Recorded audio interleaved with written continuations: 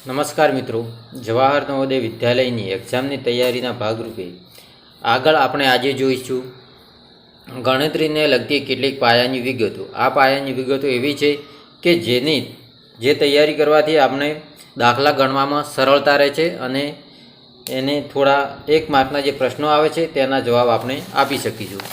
તો આગળ આપણે જોઈએ, એક એ વિભાજ્ય કે અવિભાજ્ય સંખ્યા નથી. એક એ વિભાજ્ય કે અવિભાજ્ય સંખ્યા નથી. તો એક શું છે? એક એ તટસ્થ સંખ્યા છે, તે અવિભાજ્ય નથી પણ વિભાજ્ય નથી. નવોદયમાં તેમાં 1 માર્કના પ્રશ્નો એ રીતના પૂછાય છે કે એક એ વિભાજ્ય સંખ્યા છે, વિધાન સાચું છે કે ખોટું? તો વિધાન કેવું છે? ખોટું. એક એ વિભાજ્ય સંખ્યા નથી, તો જવાબ આવશે ખોટું. બીજો, એક એ અવિભાજ્ય સંખ્યા છે, વિધાન સાચું છે કે ખોટું? આ પણ શું છે? વિધાન ખોટું, કારણ કે એક એ અવિભાજ્ય સંખ્યા પણ નથી. જવાબ આવશે ખોટું. તો આ રીતના 1 માર્કનો પ્રશ્ન અહીંયા પૂછાશે. બીજું જોઈએ, કોઈપણ સંખ્યાને 1 વડે ગુણતા પરિણામ તે જ સંખ્યા આવે છે. કોઈપણ સંખ્યાને 1 વડે ગુણતા પરિણામ તે જ આવે છે. ફોર એક્ઝામ્પલ જોઈએ,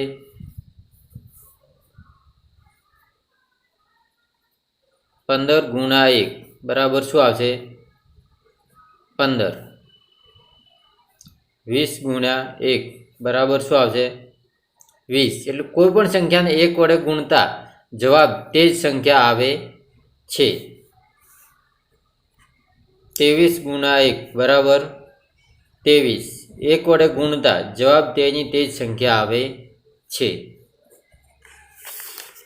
આગળ જોઈએ, કોઈ પણ સંખ્યાને તેના વ્યસ્ત વડે ગુણતા પરિણામ 1 આવે છે. શું કહે છે? કોઈ પણ સંખ્યાને તેના વ્યસ્ત વડે. વ્યસ્ત મતલબ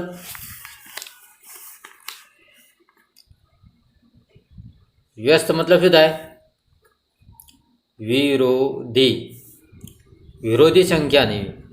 વિરોધી સંખ્યાનો ગુણાકાર કરવાથી તેનો જવાબ 1 આવે છે. તો વિરોધી સંખ્યા એટલે 1ની વિરોધી સંખ્યા -1, 2ની વિરોધી સંખ્યા -2, 3ની વિરોધી સંખ્યા -3. એવી કોઈ પણ સંખ્યા લઈ લો. 15ની વિરોધી સંખ્યા -15, 100ની વિરોધી સંખ્યા -100. આવી વિરોધી સંખ્યાનો ગુણાકાર કરતા તેનો જવાબ 1 આવે છે. 20 ગુણ્યા -20 બરાબર શું થશે? 1. આ યાદ જ રાખી લેવાનું. 1 માર્કનો પ્રશ્ન પૂછાઈ શકે આમાંથી. બીજો છે, 25નો વ્યસ્ત સંખ્યા શું થાય? -25. બંનેનો ગુણાકાર કરવામાં આવે તો એનો જવાબ આવશે 1. સમજ પડી ગઈ? તો હવે આપણે આગળ જોઈએ, 0 એ સરવાળા માટેની તટસ્થ સંખ્યા છે. આ યાદ રાખી લેજો. 0 એ સરવાળા માટેની તટસ્થ સંખ્યા છે. મતલબ શું?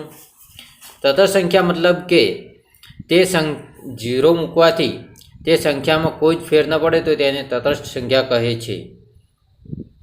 12 + 0 બરાબર જવાબ શું આવશે? 12. એમાં સંખ્યામાં કોઈ પણ ફેર પડશે નહીં. 30 + 0 બરાબર જવાબ શું આવશે? 30. તેથી 0 એ સરવાળાની તટસ્થ સંખ્યા છે. 0 મૂકવાથી સરવાળામાં કંઈ ફેર પડતો નથી, તેનો તે જ જવાબ આવે છે. મતલબ તે તટસ્થ સંખ્યા છે. 25 + 0, 0, 0 ગમે તેટલા કરો પણ જવાબ કેટલો આવશે? 25. તેથી 0 ને સરવાળાની તટસ્થ સંખ્યા કહે છે. ઓકે, આગળ જોઈએ, કોઈ પણ સંખ્યાને 0 વડે ગુણતા પરિણામ 0 જ આવે છે.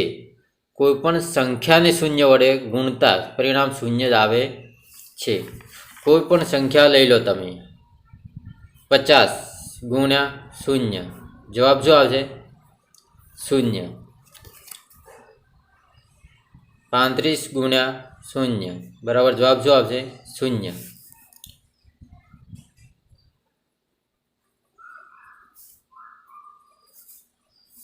ગુણ્યા 0 જવાબ શું આવી ગયો 0 ગમે એટલી મોટી સંખ્યા હોય તેને 0 વડે ગુણતા જવાબ 0 જ આવે છે કોઈ પણ સંખ્યા હોય ગમે એટલું મોટું સમીકરણ આપેલું હોય છેલ્લે x ગુણ્યા y ગુણ્યા 78 ગુણ્યા 7 y ગુણ્યા 8 ગુણ્યા 0 એક જ 0 ગુણ્યા તો આનો જવાબ આખા સમીકરણનો થશે 0 તેમાં કોઈ પણ સંખ્યાને 0 વડે ગુણતા પરિણામ 0 જ આવે છે આગળ જોઈએ સમાન ચિહ્નોવાળી સંખ્યાનો સરવાળો થાય છે જવાબમાં તે નિશાની મૂકવી જેમ કે સમાન ચિહ્નવાળી સંખ્યાનો સરવાળો થાય છે 5 + 6 બરાબર 11 અહીંયા કોઈ પણ નિશાની આવે મતલબ શું એ પ્લસની નિશાની હોય અહીંયા પ્લસ હોય ધન હોય ધનની નિશાની મૂકવામાં આવતી નથી આગળ -4 + -3 બરાબર આનો સરવાળો શું કહે 4 5 6 7 અને નિશાની શું માઇનસની નિશાની આવશે અહીંયા બંને સરવાળામાં બંને નિશાની જે હોય તે આવે છે -3 + -9 બરાબર જવાબ આવશે માઇનસ આવી જાય +9 ને 3 12 -12 જવાબ આવશે આ રીતના બીજા સરવાળાના જે નિયમ છે તે આગળ આપણે જોઈશું અહીંયા શું છે કે જો માઇનસ અહીંયા પ્લસ હોય તો અહીંયા મોટી સંખ્યાની નિશાની આવે તો અહીંયા પ્લસ થઈ જશે જે આપણે આગળ જોઈશું પણ અત્યારે માઇનસ હોય તો માઇનસની નિશાની મૂકવી અહીંયા ઓકે આગળ જોઈએ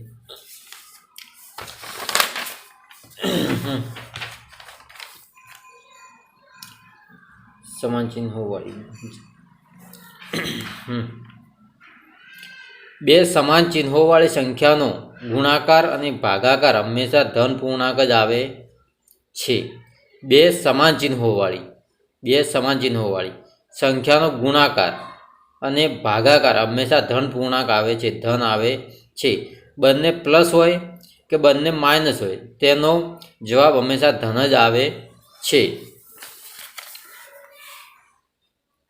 7 × 5 બરાબર જવાબ આવશે 35 7 × 5 7 × 5 35 પરંતુ -7 × -5 હોય તો પણ જવાબ -35 નહીં આવે ખાલી 35 ધન આવશે આ એવું કહેવા માગે છે અહીંયા -35 કરશો તો જવાબ ખોટો પડશે સાચો આવશે 35 કોઈ પણ સંખ્યા હોય -5 × -5 છતાં 25 જવાબ આવશે અહીંયા -25 કરશો તો જવાબ ખોટો પડશે માઇનસ પ્લસ થઈ જાય ગુણાકારમાં વત્તાકારમાં શું થતું તો આપણે આગળ જોઈએ એમ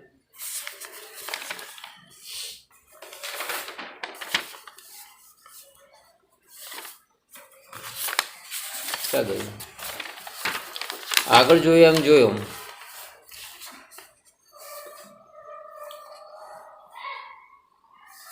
માઇનસ થતું હતું વત્તાકારમાં જ્યારે ગુણાકારમાં માઇનસ શું થઈ જશે માઇનસ પ્લસ થઈ જશે આ વસ્તુ યાદ રાખજો ગુણાકારને વત્તાકારમાં બંને વસ્તુ અલગ છે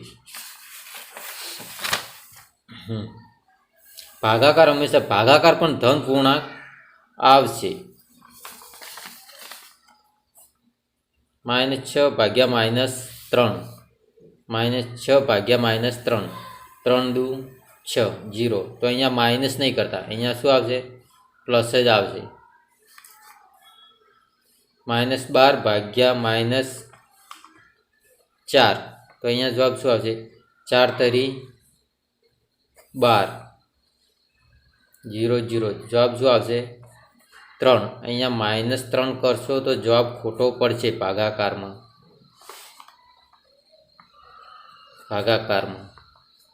આ વસ્તુ યાદ રાખજો, ગુણાકાર અને ભાગાકારમાં માઇનસ માઇનસ પ્લસ થઈ જાય છે।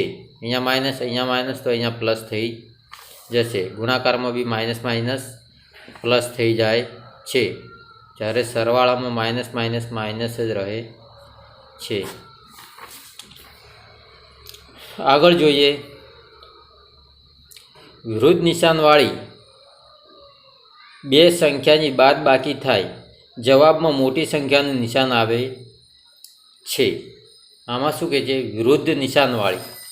ફોર એક્ઝામ્પલ જોઈએ આપણે, -5 વત્તા 4, અહીંયા પ્લસ છે, અહીંયા પ્લસ છે, અહીંયા માઇનસ, તો બંને વિરુદ્ધ નિશાન છે। તો આનું શું થશે? આનો સરવાળો 4 ને 5 શું કહે છે?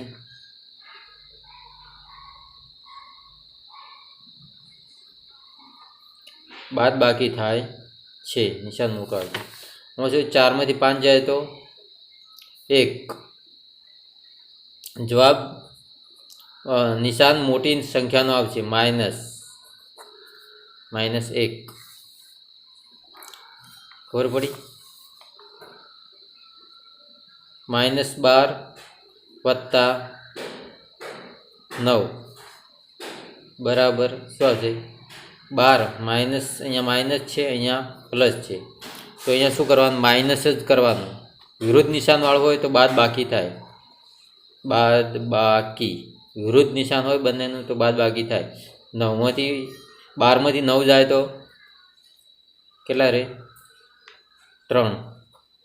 નિશાની આવશે આના પ્લસ, અહીંયા માઇનસ। આ મોટા 12 છે તો 12ની નિશાની આવશે માઇનસ, મોટી સંખ્યાની નિશાની આવશે।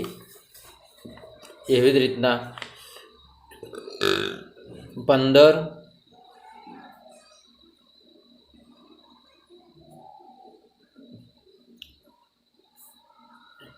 માઇનસ 4, 15 માઇનસ 4, તો આમાં શું આવશે?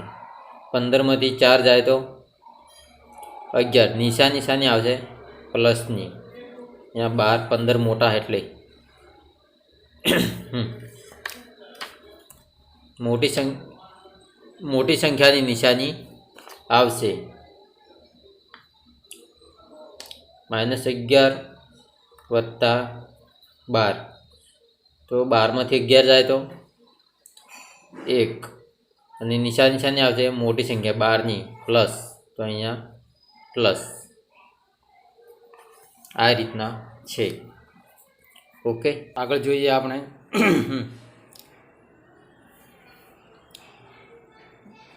8 નંબર, વિરુદ્ધ નિશાનવાળી બે સંખ્યા બાદબાકી થાય, જવાબમાં મોટી સંખ્યાનું નિશાન આવે છે। -1 + 5 બરાબર -2, 7 મોટી છે તેથી મોટી સંખ્યાનું નિશાન મૂક્યું માઇનસ। અહીંયા જુઓ 7 - 5 બરાબર 2, અહીંયા +7 મોટા છે તેથી મોટી સંખ્યાનું નિશાન મૂક્યું અહીંયા +2। પ્લસ જો મૂકવામાં નહીં આવતા, કોઈ નિશાન ના આવે એટલે પ્લસ જ ગણી લેવાનું। ફોર એક્ઝામ્પલ લઈએ એક આપણે,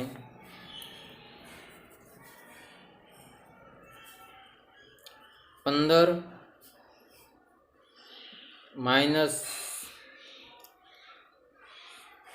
-14 કરી દઈએ, બરાબર જવાબ આવશે 1। અહીંયા પ્લસની નિશાની અહીંયા આવશે, અહીંયા 14 નાના છે એટલે એની નિશાની નહીં આવે। બીજું જોઈએ, 8 - 9, અહીંયા શું 9 મોટા છે ને 8 નાના, એટલે 9માંથી 8 જાય તો 1, નિશાની આવશે 9ની આવશે માઇનસની 1, કેમ કે આ 9 મોટા છે એટલે હંમેશા મોટી સંખ્યાની નિશાની આવશે। પ્લસ માઇનસ હોય તો માઇનસ જ થશે એમાં, એવું કહેવા માગે છે। આગળ જોઈએ, વિરુદ્ધ નિશાનવાળી બે સંખ્યાની બાદબાકી થાય જવાબમાં મોટી સંખ્યાની નિશાની આવે છે. આગળ 9 નંબર જોઈએ. વિરુદ્ધ નિશાનવાળી બે સંખ્યાનો ગુણાકાર અને ભાગાકાર હંમેશા ઋણ પૂર્ણાંકમાં જ આવે છે. ખબર પડી? ગુણાકાર કે ભાગાકાર એનો હંમેશા ઋણ પૂર્ણાંક જ આવે છે. -6 × 3 બરાબર -18. -6 ભાગ્યા 3 બરાબર -2. એક્ઝામ્પલ જોઈએ.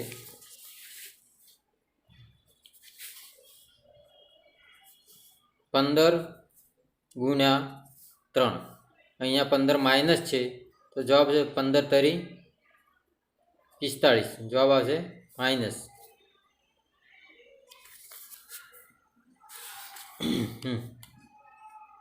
એ જ જોઈએ.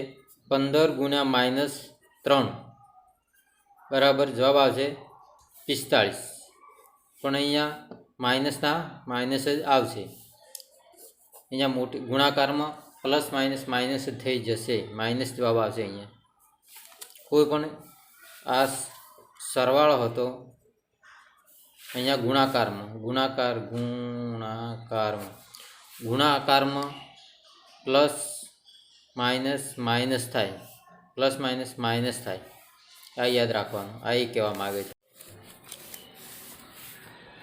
એક બીજું એક્ઝામ્પલ જોઈએ. 8 × -4 બરાબર 8 ચોક 32. પ્લસ માઇનસ 32 જવાબ આવશે.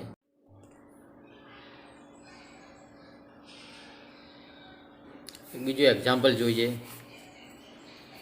એક્ઝામ્પલ તરીકે 8 × -4 બરાબર 8 ચોક 32. પ્લસ માઇનસ 32 જવાબ આવશે. ઓકે, ખબર પડી ગઈ? ગુણાકારમાં પ્લસ માઇનસ થઈ જાય. આગળ જોઈએ. બે સંખ્યાનો ગુણાકાર 1 આવે તો તે બે સંખ્યાઓ એકબીજાની વ્યસ્ત છે. બે સંખ્યાનો ગુણાકાર 1 આવે તો તે બે સંખ્યાઓ એકબીજાની વ્યસ્ત છે. આગળ જોયું તેમ વ્યસ્ત મતલબ વિરોધી, અને એનો જવાબ 1 આવે છે. બે સંખ્યા છે x × y બરાબર એનો જવાબ 1 આવે છે. તો આ કોઈ પણ સંખ્યા છે એ વિરોધી સંખ્યા થશે. અહીંયા 3 હશે તો અહીંયા -3 હશે. અહીંયા 6 હશે તો અહીંયા -6 હશે. અહીંયા 10 હશે તો અહીંયા -10 હશે. મતલબ વિરોધી સંખ્યા જ હશે, કારણ કે એનો જવાબ 1 આવે છે. વ્યસ્ત સંખ્યાને કોઈ બી સંખ્યાનો વિરોધી સંખ્યાનો ગુણાકાર કરીએ તો જવાબ 1 જ આવે છે. તો આના પરથી પણ આગળ દાખલા આવશે. ફોર એક્ઝામ્પલ, આમાં નવોદયમાં એક દાખલો પૂછાઈ શકે. ખાલી જગ્યા પૂરો. ખાલી જગ્યા ગુણ્યા -8 બરાબર 1. તો અહીંયા 1 જવાબ આવે છે. અહીંયા -8 છે તો અહીંયા શું જવાબ આવશે? 8 બરાબર. બીજો દાખલો પૂછાઈ શકે. 3 ગુણ્યા ખાલી જગ્યા બરાબર 1. તો અહીંયા શું આવશે? -3. આવો પણ 1 માર્કનો દાખલો પૂછાઈ શકે. આ યાદ રાખવાનું. આગળ જોઈએ. કોઈ પણ સંખ્યાનો વર્ગ હંમેશા ધન હોય છે. યાદ રાખો મિત્રો, કોઈ પણ સંખ્યાનો વર્ગ હંમેશા ધન હોય છે. 6 નો વર્ગ 36 બરાબર છે. તો પરંતુ જો -6 નો વર્ગ હોય તો પણ 36 જ થાય છે. એવું નથી કે -6 છે તો અહીંયા -36 થાય. કોઈ પણનો વર્ગ 4 નો વર્ગ 16, પરંતુ જો -4 નો વર્ગ પૂછે તો પણ 16 જ થાય. અહીંયા -16 ન થાય. અહીંયા -16 ન થાય, ધન જ થાય. કોઈ પણ લઈ લો તમે. 8 નો વર્ગ 64, પરંતુ -8 નો વર્ગ પૂછે તો તે પણ 64 જ થાય. પડી ખબર? હંમેશા ધન જ હોય. -8 છે તો -64 એવું ના કરી દેવાનું, કે ખોટો પડી જશે. ઓકે, આગળ જોઈએ.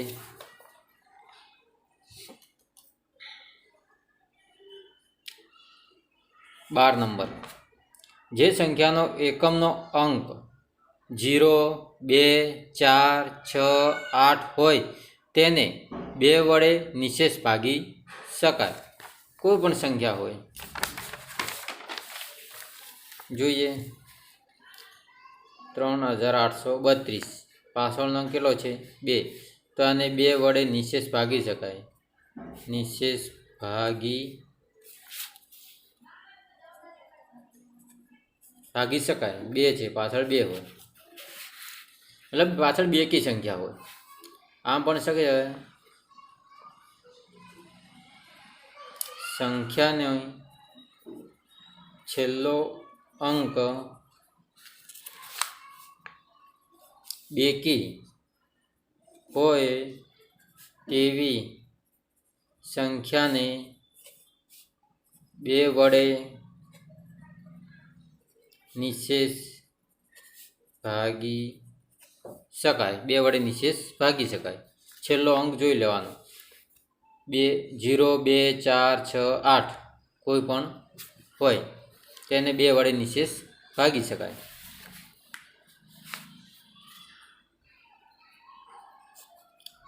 આઠસો 382 તો 2 વડે એને ભાગી શકાય. 2 એકા 2, 1, 8, 9 દુ 18, 0, 0 ઉપરથી 2, 2 એકા 2, 0, 0 મળી ગયા.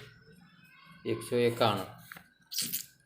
એટલે પાછળની સંખ્યા બેકી હોય તો એને 2 વડે નિશેષ ભાગી શકાય. ચાવી યાદ કરી લેવાની. આગળ જોઈએ 13 નંબર. જે સંખ્યાના અંકોના સરવાળાને 3 વડે નિશેષ ભાગી શકાય તો તે સંખ્યાને 3 વડે નિશેષ ભાગી શકાય. સંખ્યા આપેલી છે તેના સરવાળાને 3 વડે નિશેષ ભાગી શકાય. એનો સરવાળો કરવાનો અંકોનો 3 વડે નિશેષ ભાગી શકાય તો તે સંખ્યાને 3 વડે નિશેષ ભાગી શકાય. ફોર એક્ઝામ્પલ,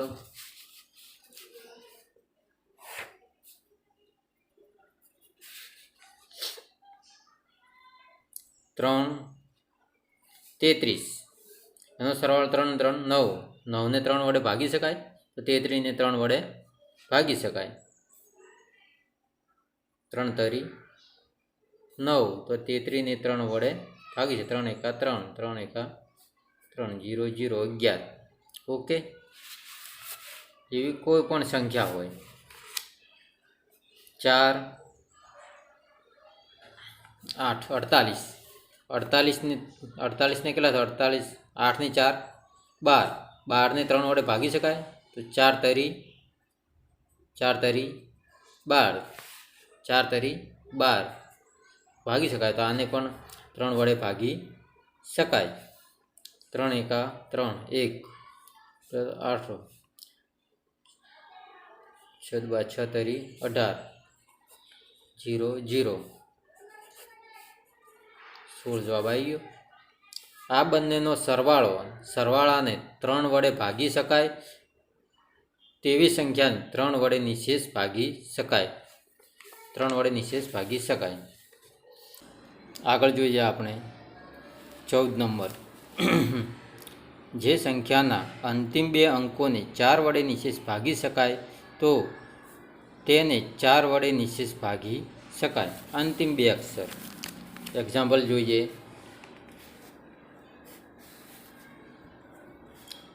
1248 છે તો એમાં 48 ને 4 વડે ભાગી શકાય. ફોર એક્ઝામ્પલ, 48 ને 4 વડે ભાગી શકાય તો તેને આખી સંખ્યાને 4 વડે નિશેષ ભાગી શકાય. 4 એકા 4, 0 ઉપર ત્યારે 8, 4 દુ 8, 0. તો આને સંખ્યાને 4 વડે નિશેષ ભાગી શકાય. 4 દુ 8, 4 તરી 12, 0, 0 ઉપર ત્યારે 4, 4 એકા 4, 0, 8, 4 દુ 8, 0,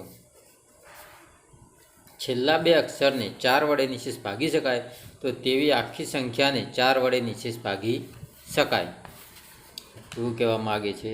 આગળ જોઈએ.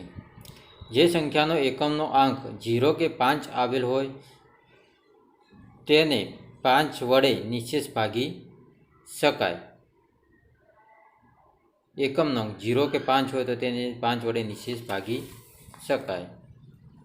એક્ઝામ્પલ 235 ભાગ્યા 5. 5 દૂ 5 ચોક 20. 3 0 કયું તાર્યા 5. 5 સીતા 35 0 0. પાછળ 5 હોય તેવી દરેક સંખ્યાને 5 વડે નિશેષ ભાગી શકાય. એન્ડ બીજી સંખ્યા છે 31 20 ભાગ્યા 5. અહીંયા પાછળ 0 છે તેથી 5 વડે તેને નિશેષ ભાગી શકાશે. 6 પંચા 30 1 0 2. 5 દૂ 10 2 0 ત્યારે 0. 5 ચોક 20 0 0 આવી ગયું. એટલે જે સંખ્યાને પાછળ 0 કે 5 હોય તેને 5 વડે નિશેષ ભાગી શકાય. ઓકે. આગળ જોઈએ. જે સંખ્યાને 2 વડે અને 3 વડે નિશેષ ભાગી શકાય તે સંખ્યાને 6 વડે નિશેષ ભાગી શકાય. જે પણ સંખ્યા આપેલી હોય તેને 2 વડે અને 3 વડે નિશેષ ભાગી શકાતી હોય તેને 6 વડે પણ નિશેષ ભાગી શકાય. ફોર એક્ઝામ્પલ જોઈએ આપણે. એક સંખ્યા લઈએ 4638 ભાગ્યા 2 કરીએ. ચલો પહેલાં 3થી ભાગાકાર કરીએ. એનો 3 એકા 3 1 ઉપરથી ઉતારે 6 તો 4 તરી 12 5 તરી 15 5 15 1 0 ત્યારે 3 4 તરી 12 1 0 ત્યારે 8 6 દુ 12 6 તરી 18 6 તરી 18 0 0. આ સંખ્યાને 3 વડે નિશેષ ભાગી શકાય. તો આને સંખ્યાને 2 વડે નિશેષ ભાગીએ આપણે. 4638 ભાગ્યા 2 તો 2 દુ 4 0 6 2 તરી 6 0 3 2 એકા 2 1 8 9 દુ 18 0 0. આને 2 વડે પણ નિશેષ ભાગી શકાય છે અને 3 વડે પણ નિશેષ ભાગી શકાય છે. તેથી આને 6 વડે નિશેષ ભાગી શકાશે. આપણે જોઈએ 4638 ભાગ્યા 6 6 સીતા 42 કેટલા વધ્યા 4 ઉતારા 3 6 સીતા 42 અહીંયા 1 0 ઉતારા 8 6 દુ 12 6 તરી 18 0 0 ભાગી શકાય. 2 ને 3 વડે જે સંખ્યાને ભાગી શકાય તેને 6 વડે નિશેષ ભાગી શકાય એવું કહેવા માગે છે. આગળ જોઈએ. જે સંખ્યાના અંતિમ 3 આંકડાને 8 વડે ભાગી શકાય તે સંખ્યાને 8 વડે નિશેષ ભાગી શકાય. અંતિમ 3 આંકડાને 8 વડે ભાગી શકાય તેને 8 વડે નિશેષ ભાગી શકાય. આટલા 3 આંકડાનો ભાગાકાર કરવા જઈએ એના કરતાં આખી સંખ્યાનો ભાગાકાર કરી નાખવાનો. આ તો ખાલી યાદ રાખવા પૂરતું છે, એવું કંઈ જરૂર પડે એવું લાગતું નથી. તો આગળ જોઈએ. જે સંખ્યાના બધા અંકોનો સરવાળાને 9 વડે નિશેષ ભાગી શકાય તેને 9 વડે નિશેષ ભાગી શકાય. આખી સંખ્યાનો સરવાળો કરવાનો, તેને 9 વડે ભાગી શકાય તો તે સંખ્યા 9 વડે ભાગી શકાય. એના કરતાં ડાયરેક્ટ આ તો યાદ રાખવા જેવું કંઈ છે નહીં, ચાલે એવું છે. આગળ જોઈએ. જે સંખ્યાને છેડે 0 હોય તેવી સંખ્યાને 10 વડે નિશેષ ભાગી શકાય. આપેલી જીરો હોય તેને 5 વડે પણ ભાગી શકાય અને 10 વડે પણ નિશ્ચિત ભાગી શકાય. જે સંખ્યાને છેડે જીરો હોય તેને 10 વડે અને 5 વડે નિશ્ચિત ભાગી શકાય છે. તે સિમ્પલ છે. તો આગળ જોઈએ.